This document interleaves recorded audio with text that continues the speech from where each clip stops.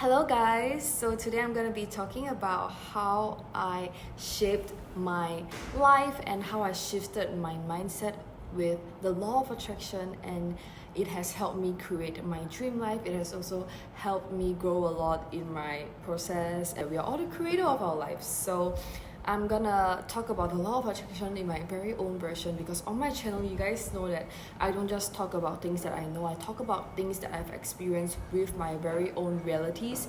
First things first, the law of attraction to me only really works when you also do the work yourself.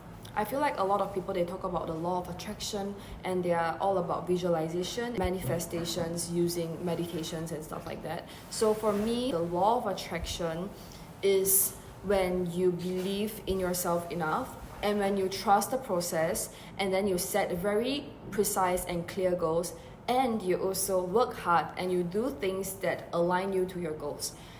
A very, very important thing in the law of attraction, and that is to understand yourself very well and to know yourself and your weaknesses and strengths. And only when you know yourself well enough, you can bring yourself to your goals in your life. Because if you are not willing to put in the work that you are lacking, for example, if you know that you are someone who's very lazy and tend to procrastinate a lot, and then you just continue to be procrastinating and lazy all the time, it's very hard for you to even attract your goals because you're not disciplined. When I set a goal, I will also learn about what my weaknesses are and what's stopping me from going to that goal, and then I'll do things to improve on myself and be closer to my goals. Because when you are at a higher frequency, when you improve yourself, you are able to attract greater things in your life. Which brings me to my next point, which is to learn to embrace your imperfections and embrace the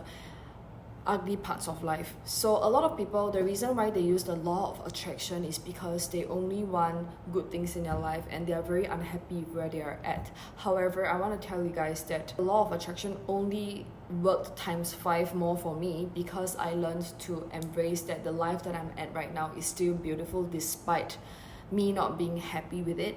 A lot of people, they only tend to talk about being positive and staying motivated and all the good stuff. However, I want to say that in my process, what really helped me and empowered me to get to where I'm at and where I want to be is when I accepted my current state. When I accepted that I'm really bad at this, I'm emotionally really weak, I am not good with things, and I have a lot of work to be done. So only when you accept where you are truly at and you face it, that's when you get strength to actually work towards your goals. A lot of people, they find it hard to be very motivated and to get themselves far in their lives because they are not very truthful when it comes to accepting their current state. So when you're not truthful and you only keep visualizing the possibilities of another version of you, your body is gonna feel like you're very far from where you want to go, and it's gonna be really hard for you to action and actually do things to bring you there. However, if you are accepting of yourself and you know what you are working at, you're gonna be more patient immediately, because you're not rushing to get to where you are at, because you already know that it takes time, it takes effort. So when you are having this mindset where you accept yourself for who you are currently, but you also trust yourself enough you're gonna enjoy the process a lot more. You're going to do things to get yourself to where you want to go.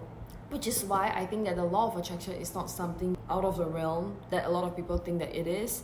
It's a very practical thing that we should practice in our everyday lives, because it's really just having trust in yourself, loving the imperfections of yourself, and setting clear and concise goals, and then doing things to bring you there. I think that I created a lot of things that I wanted to experience in my life, and I also changed a lot when I learned that this is the reality of the law of attraction. It's not just magically thinking that you're gonna be better, you're gonna be more happy, you're gonna be more improved when you do nothing. You only keep brainwashing yourself that you're already that version of yourself.